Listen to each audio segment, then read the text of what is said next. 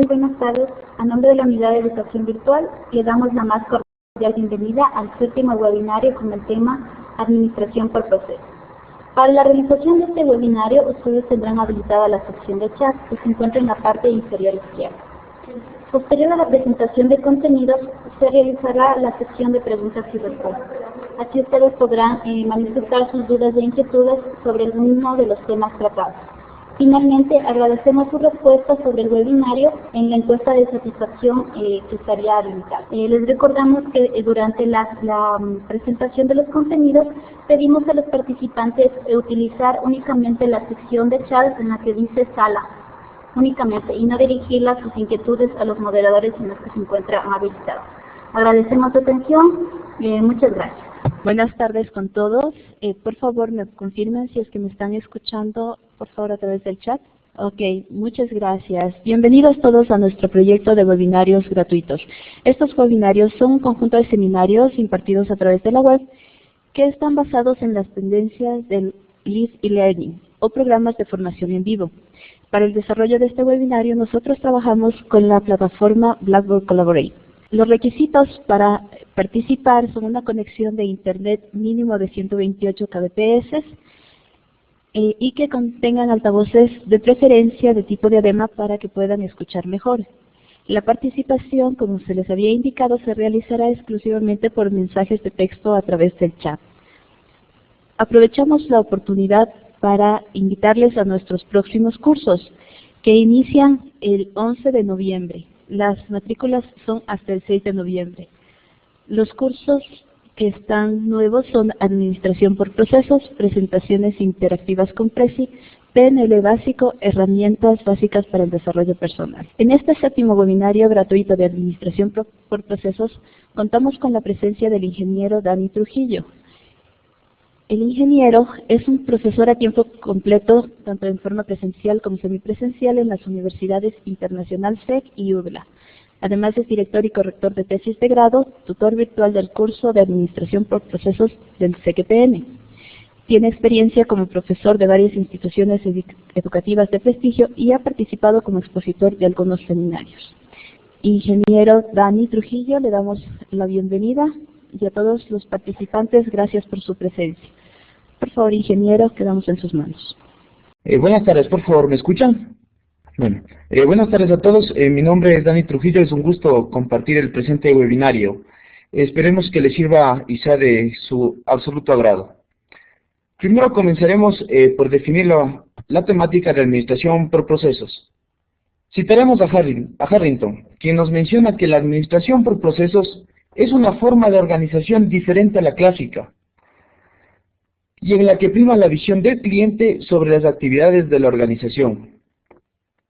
Para la correcta gestión por procesos se deben tomar en cuenta muchos aspectos. Por ejemplo, ¿para quién se hace el proceso? ¿Cuál es el proceso y quién es la persona o personas responsables? ¿Para quién? ¿Quiénes son los clientes externos o internos del proceso? Es decir, sus destinatarios. ¿Y cómo deben ser los resultados del proceso? ¿Por qué? Para adecuarse a las necesidades de los destinatarios de dicho proceso. Primeramente, para mencionar en la temática de procesos, debemos saber qué es un proceso.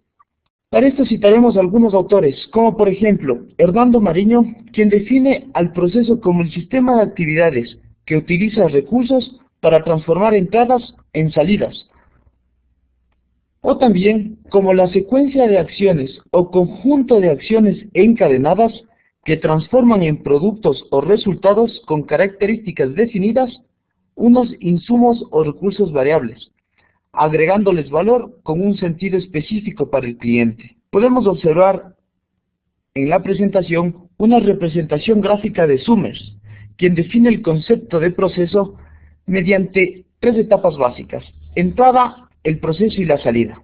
¿Sí? Posteriormente veremos los elementos que integran toda la parte de proceso, definiendo de forma práctica el mismo. Elementos de un proceso. Dentro de la sección de elementos de un proceso, podemos citar varios autores, y todos tienen su perspectiva. Algunos los incluyen mediante indicadores, estructuras, recursos humanos, etc. Hemos tomado como referencia un concepto básico y que todos los autores lo citan en su gran mayoría. Podemos ver que dentro de un proceso los principales elementos serían la entrada, la salida, los recursos y los controles. Dentro de estos elementos del proceso es necesario distinguir que en la parte de entradas representamos los insumos o requisitos necesarios para que el proceso se ejecute. Por lo general, estos son salidas de otros procesos. Un ejemplo puede ser materia prima, información, ciertas condiciones, etc. ¿Sí? ¿Por qué citamos la globalización de entradas? Podemos tener un sinnúmero dependiendo de la naturaleza del proceso a gestionar dentro de la organización. Las salidas. Las salidas se define como el resultado del proceso.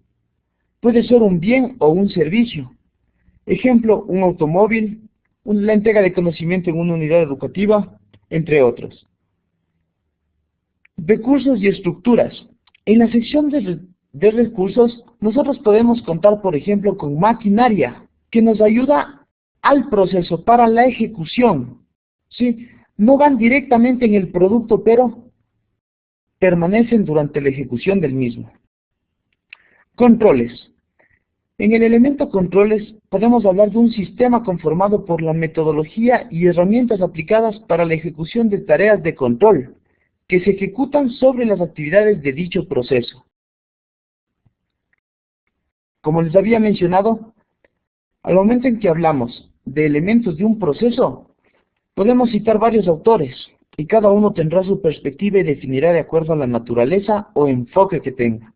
Hemos resumido en estos 4 y, como elemento adicional, las actividades agregadoras de valor que forman parte, lógicamente, del proceso. Bueno, hemos contextualizado la parte de administración por proceso y sabemos que es un proceso. Entonces, ahora sí, si conocemos al proceso y a sus elementos, debemos ver qué factores determinan el mismo. En este caso, he citado al concepto de Hernando Nariño Navarrete en su libro Gerencia de Procesos, que nos menciona los factores determinantes de un proceso. Por ejemplo, la gerencia. La gerencia será un factor determinante dado que el tipo de gerencia guía el proceso. La gerencia es un factor clave. Nos proporcionará las herramientas, nos dará accesos, guía, entre otros, que permitan el correcto desempeño de un proceso. Máquinas y equipos. Lógicamente, una característica fundamental y factor determinante dentro de un proceso será la cuestión de máquinas y equipos a utilizar. Tenemos una relación directa entre la productividad, competitividad y tecnología que apliquemos dentro de nuestro proceso. Métodos. Lógicamente, podemos tener la tecnología suficiente, pero el método debe ser adecuado. Manejar un método de trabajo que se aplique al proceso, que cree valor de forma óptima dentro de la ejecución de tareas. Personas. Podemos tener la mejor tecnología, pero si el personal no está correctamente capacitado, no nos servirían de nada. Muchos autores sobre la temática del recurso humano mencionan esto, ¿no es cierto? Y dentro de varios temas es fundamental contar con el recurso humano, por lo cual es un factor determinante dentro del proceso. Medio ambiente. El medio ambiente debido a que las condiciones necesarias para ejecución de un proceso. Cuando hablamos de procesos tecnológicos, de alimentos, entre otros, es necesario contar con un medio ambiente adecuado. Dinero. ¿Por qué el dinero? Porque en la economía es necesario mover, ¿no es cierto? Necesitamos insumos, entonces los gestionamos a través de los pagos, ¿no es cierto? Necesitamos materias primas, necesitamos maquinaria, etc. Mediciones. Es necesario medir. Lo que yo no puedo medir, no puedo controlar simplemente. Lo veremos más adelante. Materiales. Lógicamente, el producto dependerá de los materiales utilizados en el proceso. Por lo tanto, este es un factor determinante dentro del mismo. Muchas veces hemos comprado artículos de similares características, pero en los cuales los materiales lo definen hacia el cliente. Sí, podemos percibir esa calidad y establecer las diferencias. ¿Cuál es la clasificación que se da a los procesos? En este caso, mencionaremos dos tipos de clasificaciones. El primero por su complejidad o nivel jerárquico. Podemos verlo en este momento en la presentación. Mega o macroprocesos, procesos, subprocesos, actividades y tareas. ¿De qué depende esto? Podemos conocer la teoría sobre administración de procesos, podemos conocer la definición de procesos y los factores, pero es necesario, para establecer ya los procesos y clasificarlos dentro de la empresa, conocer su complejidad y su nivel. Podemos hablar de mega o macroprocesos, por ejemplo, a nivel de línea de producción. Sería elaboración de snacks y conservas. Dentro de eso, un proceso podría ser la elaboración de mermelada. Y dentro de ese proceso, un subproceso podría ser la elaboración de mermelada de mora, un ejemplo. ¿Sí? Y así, bajamos en función de su nivel jerárquico.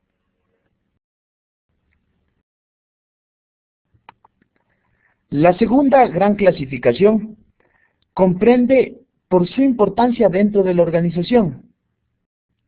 Esta clasificación consta de 3 ítems: gerenciales, operativos y de soporte. Cuando hablamos nosotros de gerenciales, podemos decir que los procesos gerenciales son aquellos encargados de dar un direccionamiento a la organización y establecer su estrategia corporativa. Es decir, dan directrices a los demás procesos.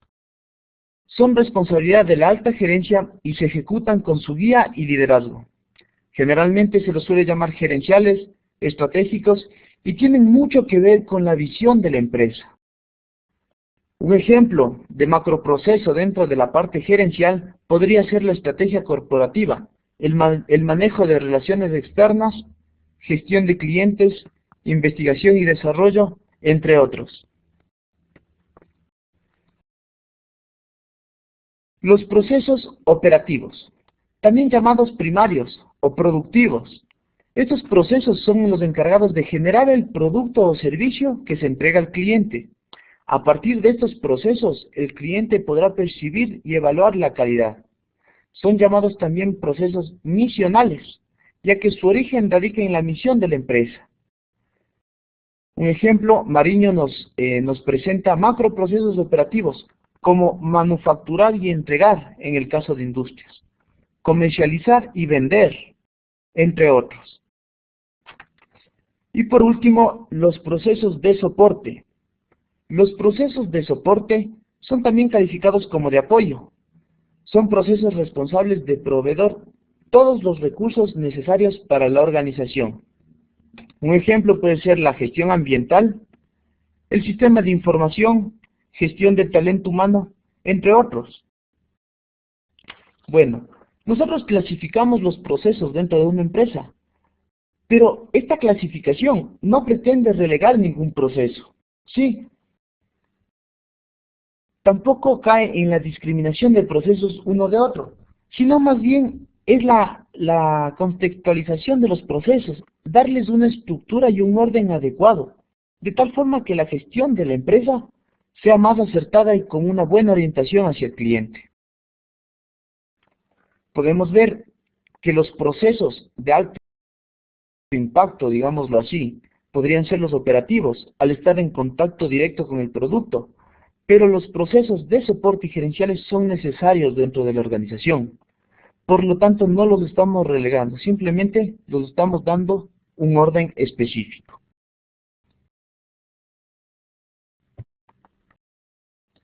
La estandarización de procesos. Miren, una vez que hemos visto lo que es la administración por procesos, elementos, factores determinantes y su clasificación, es necesario hablar de la estandarización de procesos, pues a través de toda la evolución del ser humano hemos tratado de estandarizar, ¿no es cierto?, ciertos procesos que antes los conocíamos como conjuntos de actividades simplemente y que los realizamos en el cotidiano vivir y también en el desarrollo normal de las actividades de una organización.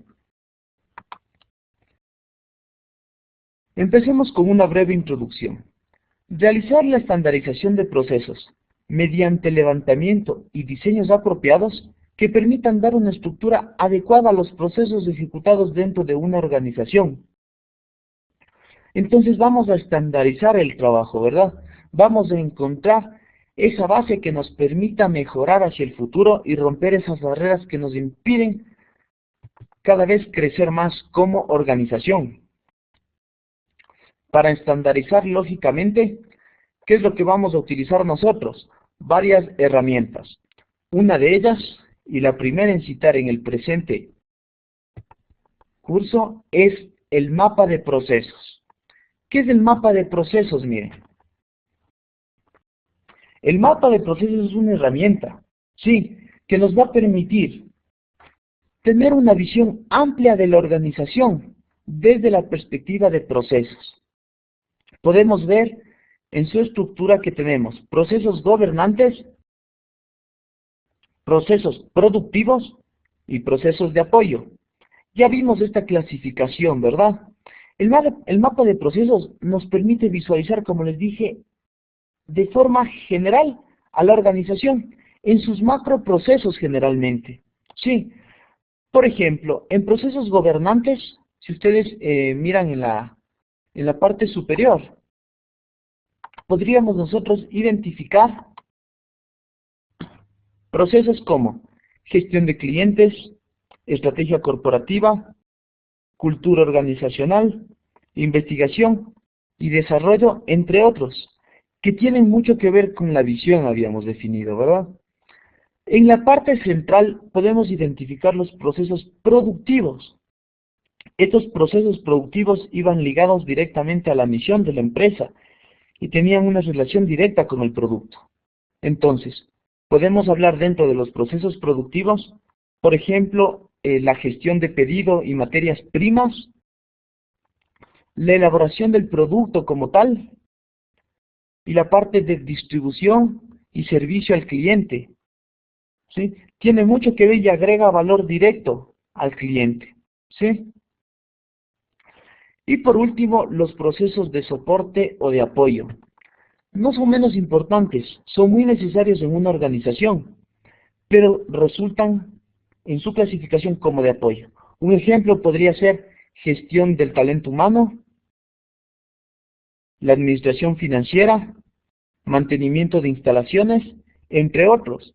Lógicamente, en este momento, he dado yo un ejemplo para una empresa tipo industrial. Si nosotros vamos a otra empresa, podemos nosotros seleccionar los procesos y colocarlos de acuerdo a la naturaleza del trabajo realizado en dicha organización. En este momento hablamos en procesos productivos de la elaboración directamente del producto. Si nos dirigimos a una empresa netamente de servicios, tendremos que ver otros macroprocesos dentro de los mismos. Generalmente este mapa de procesos se coloca dentro de un manual de procesos, ¿sí? Y contiene una visión general de la organización. Levantamiento de procesos. Esta sección de levantamiento de procesos nos permite ya ver detalladamente la parte del proceso interno. Por ejemplo, habíamos mencionado que en una empresa de elaboración de snacks y conservas, el macroproceso podría ser elaboración justamente de snacks y conservas. Dentro de este, el proceso podría ser elaboración de conservas. Y dentro de este, otro subproceso podría ser elaboración de mermeladas. ¿A qué nos referimos con levantamiento de procesos? Voy al proceso ya como tal, donde se ejecuta, ¿no es cierto?, a través de los colaboradores de la empresa, y realizo el levantamiento de actividades. Se clasifica en levantamiento y diseño porque el levantamiento se lo realiza de un proceso ya posicionado en la organización, ya se lo ejecuta cotidianamente, entonces yo necesito levantar ese proceso. ¿Qué elementos generalmente los levantamos? Objetivos, alcances, entradas, proveedores, salidas, clientes, indicadores, recursos, el grado de interacción y el impacto. Hablamos un poco del impacto y lo diferenciamos en la sección de procesos productivos y procesos de apoyo. sí, o procesos operativos habíamos mencionado. El impacto y el grado de interacción que tendrán estos procesos con otros procesos de la misma organización. El formato que nosotros podemos ver en la pantalla es un formato de ejemplo para esta actividad de levantamiento de procesos. Puede ser cambiado dependiendo las necesidades de la organización y las competencias del personal. Es decir, para una empresa con naturaleza de trabajo en la cual solicita varios productos, por lo tanto tiene muchos proveedores, no le será útil una sola línea para proveedores, sino más bien una pequeña tabla. Por lo tanto, este formato es un formato opcional y debe adaptarse a la naturaleza del proceso a ser levantado. Diagramación del proceso. Una vez levantados los procesos, lo que nosotros procedemos es hacer la diagramación de procesos. Muchos confunden esta parte de el proceso con el mapa de procesos. Sí, los diagramas, los elementos de un proceso que habíamos visto, son necesarios en esta parte de diagramación de un proceso. Los elementos del mapa de proceso son estratégicos, operativos y de apoyo. Punto. En la parte de flujogramas del proceso, es decir, ya de un proceso, ahí tenemos los elementos como entradas, salidas, recursos y controles, como vimos en la diapositiva anterior, en la cual nos presentaba un ejemplo de formato para levantamiento. Diagramación de procesos. Existen muchas técnicas y diferencias al momento de diagramar los procesos. Tenemos citado 4 ejemplos, que son los diagramas geográficos de flujo, los diagramas de flujo funcional, los diagramas de flujo ANSI y los diagramas de bloque. Cada uno debe ser aplicado dependiendo de la naturaleza del trabajo y las necesidades de la organización. Generalmente, en mapas de procesos podemos encontrar los diagramas de flujo funcional, es decir, por funciones, áreas, y los diagramas geográficos de flujo, ¿no es cierto?, para justamente identificar esta zona geográfica donde se desenvuelve el proceso. Diagramas de flujo ANSI. Tenemos nosotros normalizado la simbología a utilizar dentro de la diagramación y así generamos el flujograma correspondiente. Por el tiempo dedicado a este webinario, no presentaremos todos los tipos de diagrama, pero sí es necesario sentar una base. Una vez que hemos definido dentro de la estandarización el mapa de procesos y el levantamiento de procesos, es necesario hablar, previo a ingresar al manual de procesos, al diseño del proceso como tal. Pues no solamente para empresas que ya generan sus labores cotidianas es necesario levantar procesos, sino para nuevas empresas o para ampliación de las mismas. Podemos encontrar la opción de diseño de procesos. De acuerdo a Harrington en su libro de Administración Total del Mejoramiento Continuo, los objetivos del diseño e innovación de procesos son los siguientes: incrementar el volumen y la velocidad de producción, mejorar las capacidades de manufactura, utilizar nuevas tecnologías, reducir el tiempo para llevar los productos al mercado y por último, incrementar la calidad. Lógicamente, si nosotros vamos a abarcar dentro de la empresa una nueva línea de producción, necesitamos diseñar los procesos de esta empresa. Al diseñar los procesos, es necesario darles una estructura fundamental para consolidar esa base que nos permita a nosotros mantener competitiva la organización y sentar un futuro próspero para la misma. Sí. ¿Dónde se consolidan todas estas herramientas que hemos visto? Dentro de un manual de procesos. ¿Qué nos mencionan dentro de la parte de manual de procesos? Nos mencionan que es el documento en el cual se puede encontrar la información pertinente acerca de los procesos de la organización. Información pertinente es una forma general de mencionarlo. ¿Por qué?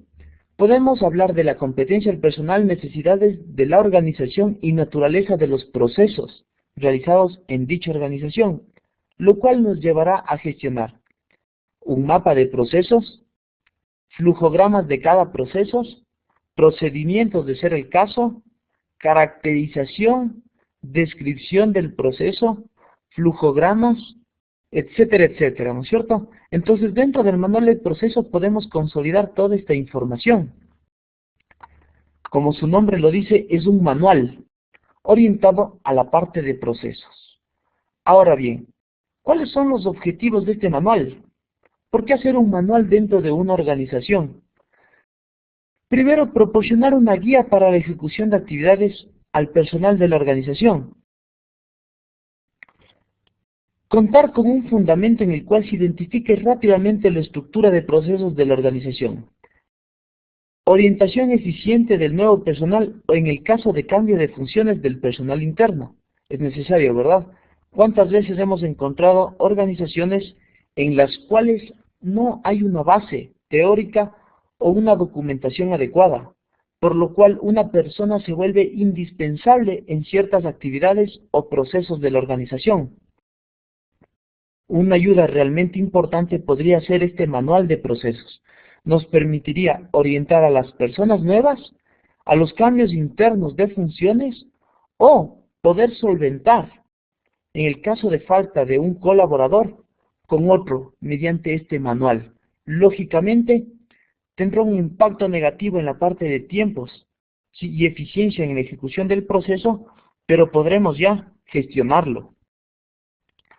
Proporcionar un medio de información para trabajadores y clientes si fuese el caso, evitando improvisaciones y pérdida de tiempo. Justamente, habíamos relacionado estos dos criterios dentro de la necesidad del manual de procesos. Es mucho más fácil para una capacitación contar con un manual de procesos dentro de la organización.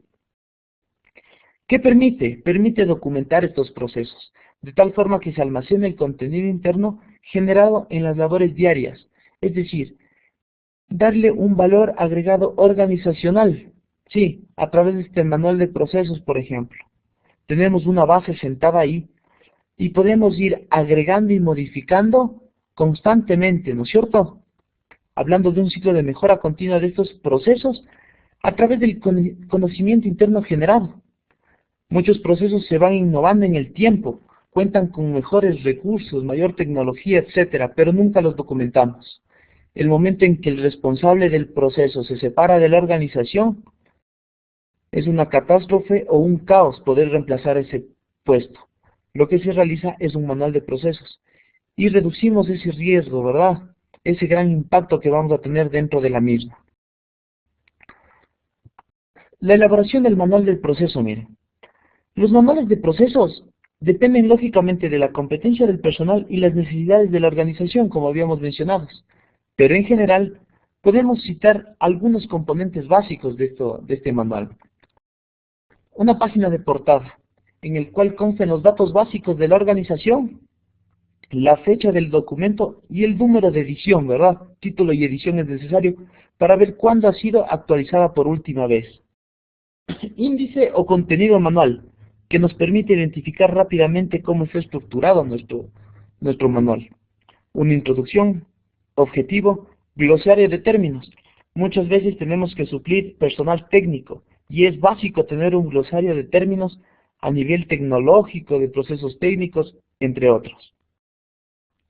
El mapa de procesos, una visión rápida de la organización, ¿no es cierto?, a nivel macro, generará gran valor al nuevo personal que ingrese a la organización. Puede identificar rápidamente la visión, misión, valores y el mapa de procesos, sí, que le permite saber dónde está y qué va a hacer.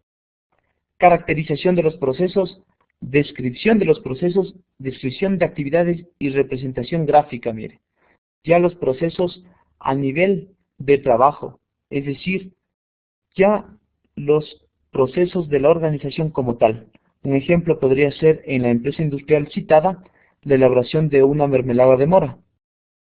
En el caso de snacks, podría ser la elaboración de papas fritas, chifles, entre otros. Sistema de medición.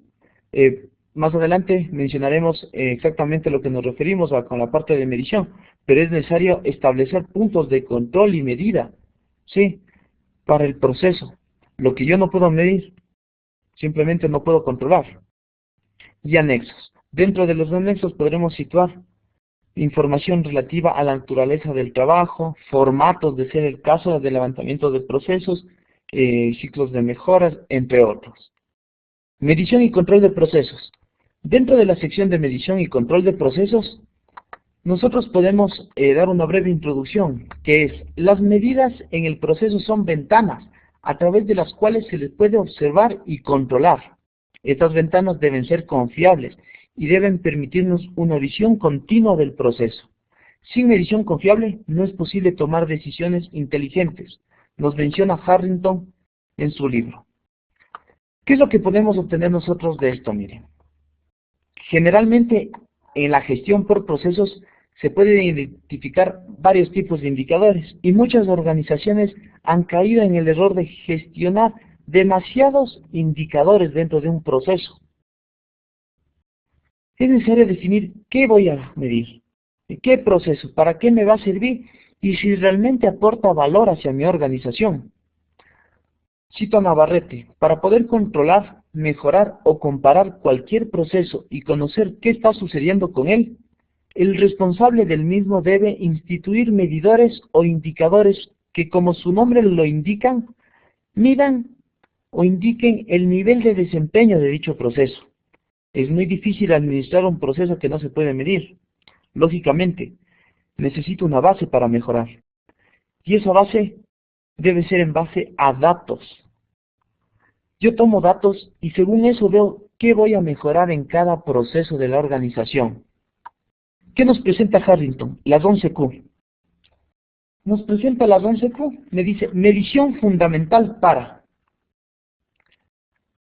1. ¿Por qué debemos hacer mediciones? Segundo, ¿en qué lugar debemos hacer las mediciones? 3. ¿Qué vamos a medir? ¿Qué debemos medir realmente? 4. ¿En qué momento debemos realizar mediciones? 5. ¿A quién debemos medir? 6. ¿Quién debe medir? 7. ¿Quién debe suministrar la retroalimentación? 8. ¿Quién debe auditar? 9. ¿Quién debe fijar los objetivos de la empresa? 10. ¿Quién debe establecer los objetivos de desafío? Y 11. ¿Qué debe hacerse para solucionar estos problemas? De la misma forma, antes de ingresar a las características del indicador, Harrington nos menciona que las medidas son fundamentales para comprender lo que ocurre, evaluar la necesidad del cambio, evaluar el impacto del cambio, garantizar que se generen ganancias, no pérdidas, corregir las condiciones que se salen de control, establecer prioridades, decidir cuándo aumentar las responsabilidades, determinar cuándo debe darse entrenamiento adicional, planear para satisfacer las expectativas del nuevo cliente y proporcionar programas realistas. Muchas empresas realizan indicadores, ¿verdad? Quieren medir los procesos a nivel interno, pero no pueden realizarlo. ¿Debido a qué? No tienen definido las características que un indicador debe tener, o simplemente proporcionan indicadores básicos que no les sentará una base sólida para mejoramiento del proceso. Entre las características que nos menciona Navarrete, podemos encontrar, por ejemplo, poderse medir. Un indicador debe poderse medir, ¿no es cierto? Sea en términos de grado o frecuencia de la cantidad. Por ejemplo, podemos citar el número de camas ocupadas o porcentaje de ocupación de una clínica. Es decir, puedo medir. Tener significado. El medidor o indicador debe ser reconocido fácilmente por todos aquellos que los usan. Lo importante es que tenga significado para todas las personas partícipes en el proceso. Por tanto, todo medidor debe tener una descripción. Esto es una breve definición sobre qué es y qué pretende medir. Y poderse controlar, lógicamente. ¿Por qué he dejado poderse controlar al final? Es un poco abstracto, en primera instancia, mencionar poderse controlar. Hablamos de un indicador que se debe controlar con un ejemplo. Las condiciones atmosféricas afectan la carga de camiones para transporte de productos de una fábrica a puntos de venta, centros de distribución, entre otros. Pero tales condiciones no se pueden controlar. Cualquier intento por controlar estas condiciones resultaría realmente inútil. En cambio, se pueden controlar los efectos de las lluvias en el tiempo requerido para cargar un camión. Desde esa perspectiva nosotros podemos ir hacia la característica del indicador de poderse controlar. ¿Qué tipos de indicadores tenemos? La clasificación de indicadores ustedes los pueden ver en varias temáticas: administración financiera, economía, entre otros. A nivel de la administración de procesos podemos dar una clasificación. Lógicamente ustedes pueden ver unos puntos suspensivos al final. Quiere decir que, dependiendo del autor, naturaleza del trabajo, entre otros, podemos clasificarlos en varios tipos más. Indicadores de eficiencia. Medirán el nivel de ejecución del proceso. Se concentran en el cómo se hicieron las cosas y miden el rendimiento de los recursos utilizados por dicho proceso. ¿Cierto? Si hablamos de eficiencia, lógicamente tienen que ver mucho con la productividad. Segundo, los indicadores de eficacia. Los indicadores de eficacia miden el logro de resultados propuestos. Nos indica si se hicieron las cosas que se debían hacer, si se está trabajando en los aspectos correctos del proceso. Se enfocan en el qué se debe hacer. Y los dos últimos son los indicadores de procesos y de resultados. Los indicadores de procesos pretenden medir el proceso a nivel interno, es decir, qué está sucediendo con las actividades que se ejecutan cotidianamente en el proceso. Permiten medir la variación existente dentro del proceso, ¿no es cierto?, necesarios para los puntos de control en el proceso. No esperemos que esté ya el producto realizado para realizar una tarea de control, ¿no es cierto?, una evaluación sobre el producto. Indicadores de resultados. Pretende medir las salidas o productos del proceso, es decir, miden la conformidad o no conformidad de la salida de un proceso. Esto es, los bienes o servicios con los requerimientos del cliente. Es necesario realizar correctos indicadores, medir adecuadamente el proceso a nivel interno y del resultado. Como ustedes pudieron escuchar en los indicadores de procesos y resultados, es necesario, ¿verdad?, en la elaboración de mermeladas, por ejemplo, a nivel de proceso podríamos colocar un indicador que nos permita ver si la fruta está en buen estado, cuántas veces fallaron los envases, la etiquetadora, etcétera. Y como resultado ya evaluar el producto final. Por ejemplo, un frasco de mermelada ya terminado, ¿no es cierto?, que satisfaga las necesidades del cliente. He dejado un quinto ítem abierto debido a lo que les mencioné anteriormente. Los tipos de indicadores pueden variar dependiendo de la perspectiva del autor o la naturaleza del trabajo realizado en dicha organización. Lógicamente muchos hablan de indicadores y de mediciones, pero el momento de ya realizar un indicador en la naturaleza normal del proceso, les resulta realmente imposible o difícil de estructurarlo. Algunos elementos del indicador los cito a continuación. Por ejemplo, el nombre, la formulación, meta, base, unidad de medida. El nombre. Lógicamente, todo indicador deberá tener un nombre, ¿verdad?, y describirlo a qué proceso pertenece dicho indicador. La formulación. Necesitamos arrojar, ¿qué?, un dato cuantitativo, ¿verdad? Entonces, establecemos una fórmula para evaluación del mismo, que nos permita realizar una relación entre factores. Los factores, lógicamente, los identifica el personal, dependiendo de las necesidades que voy a medir. La meta y la base. La meta, lógicamente, será el nivel deseado para el indicador, ¿verdad?, lo que yo quiero para este indicador. Un ejemplo será el 90% o el 100%, ¿no es cierto?, que se cumpla tal actividad, que no hay errores, entre otros. Yo mido y establezco mi meta, mi nivel deseado. La base. La base podemos tomarle como valores referenciales o históricos. Por ejemplo, hay procesos en los cuales su naturaleza nos permite dar un margen de error. Por lo tanto, la organización dice, para tal proceso, 3 errores son la base, son permitidos.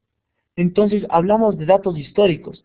Empíricamente, se suelen tomar valores referenciales o históricos, como mencioné anteriormente, para establecer una base.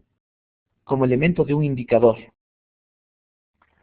Por ejemplo, si el proceso se ejecutó 100 veces y el nivel aceptable de errores es de 3, tendríamos nosotros un margen de 3 intentos errados.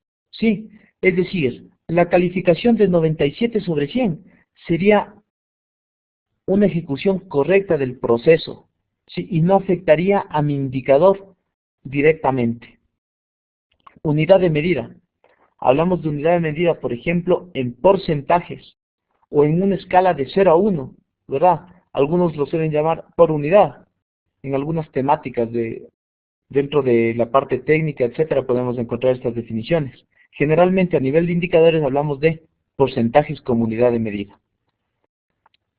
Dependiendo de autores y necesidades de la organización, podemos establecer otros elementos dentro de los indicadores que estamos agregando. Criterios.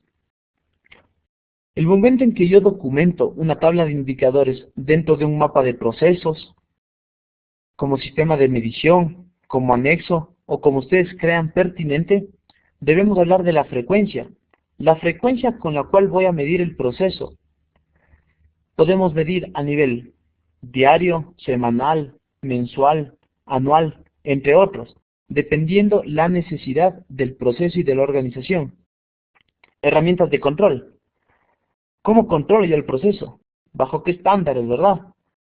Herramientas se refiere, por ejemplo, a ciertas normas, o también, como nos menciona, herramientas, una tabla de control, un sistema de apoyo tecnológico, ¿verdad? Etcétera. Responsable. Es necesario identificar el responsable del proceso, como mencionamos anteriormente, pero también el responsable de la medición y que justifique las medidas, ¿no es cierto?, obtenidas, el dato cuantitativo final posterior a la evaluación del proceso. Los procesos, lógicamente, todo proceso tendrá que ser medido, ¿no es cierto?, para poder controlarlo. Codificación. Cuando tenemos varios tipos de indicadores, podemos codificarlos, de tal forma que nos permitan identificar la naturaleza del indicador, a qué proceso va orientado, etc. Un ejemplo podría ser indicadores de oportunidad, hablamos de tiempos, ¿verdad? Y otros indicadores de calidad. Y observaciones. Es necesario poner observaciones a nivel de indicadores, ¿verdad? Que nos permita dar una orientación o datos adicionales a la persona que va a estar encargada de las mediciones. Por último, dentro del curso de Administración por Procesos, tratamos las temáticas de las metodologías para mejoramientos de procesos. La primera fase ya es gestionar los procesos, levantarlos, diseñarlos, darles una estructura a nivel de mapas de procesos y posterior a esto, estudiar cómo mejorarlos, ¿sí? Generar esa ventaja dentro de la organización. Dentro de las metodologías podemos citar Six Sigma, PEA, TOC, Teoría de las Restricciones, Lean Manufacturing y el MPE. Cito brevemente estas metodologías, dado que la temática realmente es un poco más extensa. Y herramientas que podríamos utilizar para el mejoramiento de procesos. Existen diversas herramientas que las organizaciones han ido mejorando a través del tiempo. Ejemplos podemos citar a Pareto, ¿sí? Realmente centrarnos 80-20, ¿verdad? Lo importante. Entonces, dentro de un proceso podríamos nosotros llegar a levantar varios problemas, ¿no es cierto? O varias causas, efectos indeseados, etcétera. Sí. Y luego de esto, ¿qué hacemos? Clasificamos y cogemos lo realmente importante. Los siguientes problemas son los importantes. El resto no pierde el tiempo. El segundo es diagrama causa-efecto, ¿verdad? Conocido por muchas temáticas, la parte de causa-efecto. Es necesario identificar, ¿no es cierto?, las posibles causas primarias y secundarias que producen un efecto indeseado dentro del proceso. Hoja lista de chequeo, diagramas de flujos, que ya los habíamos mencionado, como flujogramas, histograma, diagrama de dispersión y gráficos de control, ¿no es cierto? Y herramientas un poquito más estadísticas, que dentro del curso de Administración por Procesos los vemos y estudiamos detalladamente para poder analizar un proceso. ¿Qué gran aporte han dado estas partes de gráficas de control, la parte estadísticas a la gestión por procesos. Podemos identificar en varios textos de varios autores mucha temática sobre gráficas de control, sí, por atributos, variables, etcétera. Bueno, con esto creo que hemos concluido la parte del webinario. Espero que haya sido de su completo agrado. Realmente hemos dado un extracto de lo que es el curso de Administración por Procesos y espero sus comentarios y conclusiones. Gracias. Agradecemos la participación de nuestro expositor, el ingeniero Dani Trujillo, y vamos a comenzar con las preguntas. Por favor, les voy a pedir que las preguntas que ustedes tengan las coloquen en el chat para irlas leyendo. Tenemos una pregunta de Berta Cajamarca, pero quisiera que por favor la coloquen en el chat. Nuevamente les invito a colocar las preguntas que ustedes tengan para nuestro expositor en la sala de chat. Con respecto a la grabación del evento, la estaremos enviando a los correos registrados en el formulario de inscripción durante la próxima semana. Las personas que no han registrado sus correos, les pedimos de favor que nos envíen por interno su nombre, apellido y correos para quienes ingresaron a través del Facebook, de tal manera que podamos enviarles la información. Acerca de la información del curso, les estaremos comentando en algunos momentos. Quisiera saber si alguien tiene alguna duda con respecto a la exposición del tutor. Andrea Herrera nos pregunta, ¿es distinto realizar un levantamiento de procesos? Le doy la palabra al ingeniero Trujillo para que nos conteste. Andrea, muchas gracias por la inquietud. Realmente sí. Hasta mejorar la experiencia en levantamiento de procesos es un poco tedioso el levantamiento, debido a que se realizan contradicciones en la parte jerárquica del proceso.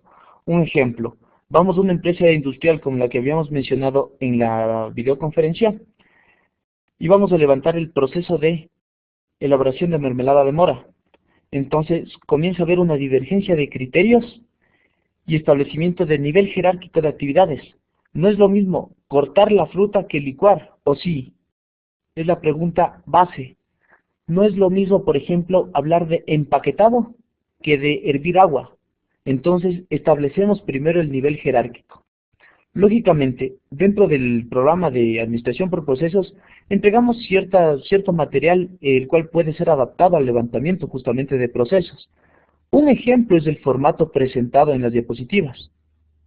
Muchas personas lo llenan en la parte del curso y identifican los posibles errores que cometieron a nivel de organización del proceso o a nivel de levantamiento de actividades. Como te mencioné anteriormente, la parte jerárquica es necesaria y es un poco difícil de identificar en un comienzo. Una vez dominado la parte jerárquica, es mucho más sencillo y resulta atractivo el levantamiento de procesos y de gran ayuda dentro de la organización. Espero te haya solventado tu inquietud. Gracias.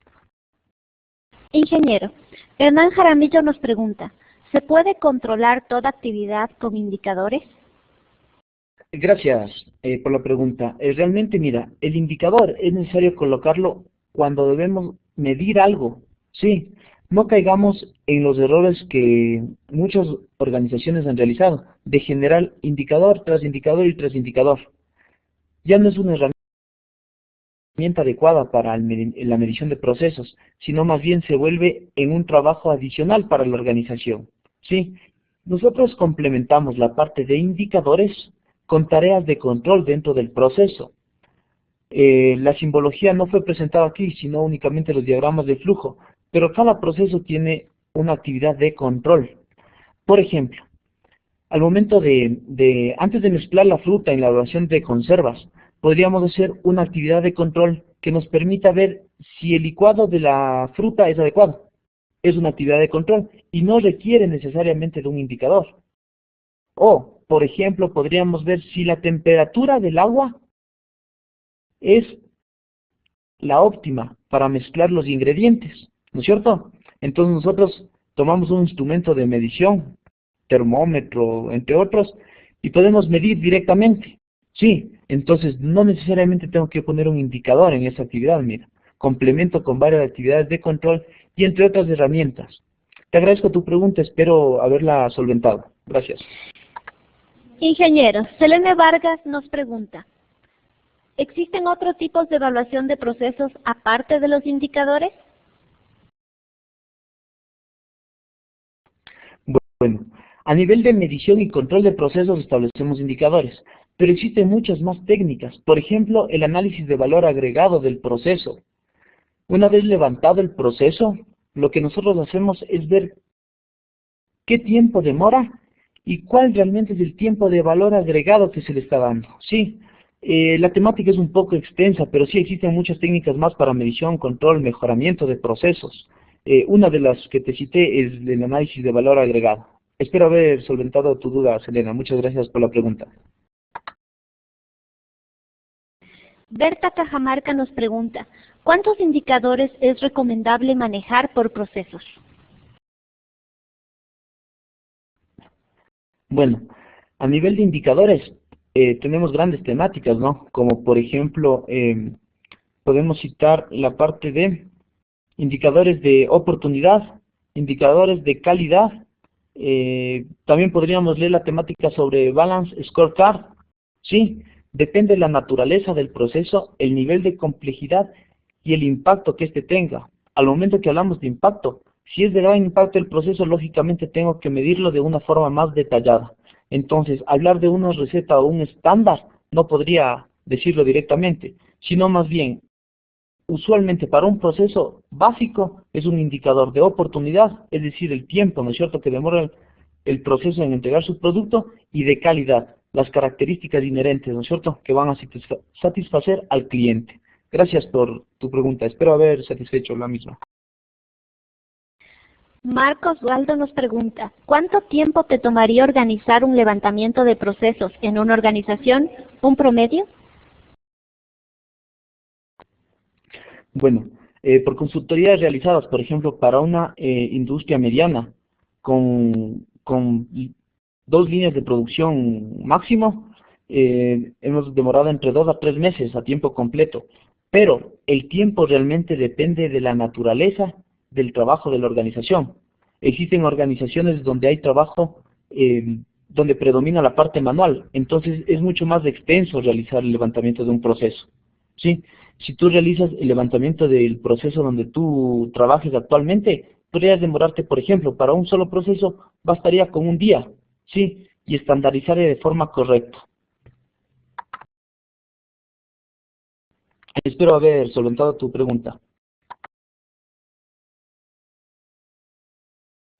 Pablains BC nos pregunta, ¿cuáles son los tipos de diagrama de causa-efecto? ¿Existen o únicamente existe el de espina de pescado o Ishikawa? Bueno, estamos hablando dentro de la temática de procesos, podemos hablar de lo mismo. Si revisas varios sitios de la web, diagrama causa-efecto, Ishikawa, resultan en la misma temática, es lo mismo. Sí, en otras temáticas podríamos hablar de diagrama del árbol, entre otros. Espero haber solventado tu inquietud. Gracias. Jacqueline Moreno nos dice, ¿qué aspectos se debe considerar para una adecuada gestión de procesos? Gracias por la pregunta. Mira, realmente para la administración por procesos existen muchos factores, como mencionamos algunos en la exposición. Realmente dentro de la administración por procesos implica un considerable cambio de actitud en los mandos y en los colaboradores. Una principal diferencia con el nivel jerárquico de una organización es la parte de participación y apoyo, el enfoque hacia el cliente y estructural a los líderes como realmente participantes y colaboradores del trabajo cotidiano, más que el ejercicio de la jerarquía y la autoridad formal que establecía anteriormente las estructuras organizacionales. Espero haber solventado tu pregunta. Gracias. ¿Puede el análisis de precios unitarios de una actividad darnos indicadores de costo y rendimientos? Es una pregunta de Andrea. Gracias, Andrea. Mira, dentro de la temática de indicadores había mencionado que sí, realmente podemos hablar de indicadores todo un semestre, ¿verdad? Tenemos varias temáticas como el aspecto financiero, costeo, procesos, etcétera. Dentro de la parte de costeo, sí, podemos mencionar indicadores. En la temática propuesta el día de hoy es sobre administración de procesos. Por eso es que les mencioné los indicadores de resultados de procesos, de eficiencia y de eficacia. Gracias. Byron Brito nos dice, ¿Qué se debe considerar a la hora de identificar macroprocesos, procesos y subprocesos? ¿Aló? Ya. Gracias por la pregunta. Realmente, como les mencioné, el nivel jerárquico, sí, depende también de la organización y la naturaleza del trabajo realizado. Es decir, lógicamente, las personas que comienzan a realizar el levantamiento por procesos tienen deficiencias justamente en identificar el nivel jerárquico de un proceso, sí. ¿Cuál manda más? Es decir, empaquetado de un producto o hervir el agua. ¿En qué posición están, verdad? No queremos discriminar los procesos, sino simplemente ver a cuáles se alinean. Posteriormente, por ejemplo, a hervir agua, podría ser cortado de fruta, etcétera, pero no necesariamente empaquetado. Sería un proceso y su proceso. Sí, a nivel de hervir agua podría ser ya una actividad, tarea, etcétera, cuando hablamos de actividades de control, entre otras. Y como subproceso, como proceso, iría aparte la parte de empaquetado. Espero haber solventado tu inquietud. Gracias. En honor al tiempo, vamos a hacer la última pregunta. En el webinario se mostró un formulario en el que se debe completar la información para hacer el levantamiento de procesos. ¿Qué técnicas se utilizan para hacer este levantamiento de información? Muchas gracias por la pregunta, realmente muy interesante. En la parte del levantamiento depende mucho la naturaleza del trabajo de la organización y un factor clave es la competencia de la persona que realiza el levantamiento del proceso. Muchas veces se lo realiza en sitio, es decir, donde se elabora el trabajo. Otras veces técnicas apropiadas suelen ser entrevistas con el personal, ir directamente a la práctica, es decir, al desempeño normal de las labores cotidianas dentro de una organización. En otros casos, entrevistas a gerentes, entre otros. Espero haber solventado su inquietud. Gracias. Agradecemos por la intervención y por las preguntas que ustedes nos han realizado. No se olviden, por favor, de llenar la encuesta en el link que se les envió a través del chat para conocer la impresión que tuvieron a través de este webinario. A continuación, vamos a presentarles algunos de los productos de nuestra unidad. Le doy el paso a Leticia Correa. Muy buenas tardes. Queremos presentarles en este momento cuáles son los productos que estamos ofreciendo. Tenemos cursos virtuales de 48 horas a un costo de $135. Entre los que tenemos el paquete de empresariales, comercio electrónico, gerencia del servicio, liderazgo de alto impacto y presentaciones interactivas con precio. Asimismo tenemos los cursos tecnológicos, como los paquetes de Linux, de Excel, de Project y de SPSS. También estamos ofertando cursos educativos de formación y actualización para docentes. Además también tenemos cursos virtuales de 64 horas a un costo de $175. De los que tenemos fundamentalmente el curso de administración por procesos, de los que recibimos en este momento unas pastillitas. También tenemos el curso de PNL y de planificación estratégica. También tenemos cursos tecnológicos, entre los que se encuentra el paquete de Java y de la formación Joomla. También tenemos, entre otros servicios, el alquiler de nuestra plataforma Moodle, de la plataforma de videoconferencia que es en la que participamos el día de hoy. También tenemos diseño de cursos virtuales. Y agradecemos a todos por su presencia y les invitamos también a seguirnos en el Facebook, en Twitter y en YouTube. Les recordamos también que las matrículas están abiertas hasta el 6 de noviembre. Esperamos contar con su presencia. Muchas gracias y hasta luego. Muchas gracias a todos por su participación. Cualquier inquietud que tengan la pueden dejar en unos 2 minutitos que estará abierto el chat. Les invitamos a continuar participando de estos webinarios que estaremos publicándolos oportunamente en nuestra página web. Agradecemos también al ingeniero Dani Trujillo por su participación y no se olviden que si quieren ampliar más sobre su experiencia en este curso, pueden tomarlo a partir del próximo 11 de noviembre. El curso tiene una duración de 5 semanas, un costo de $175 y esperamos contar con todos ustedes. Muchas gracias y hasta pronto.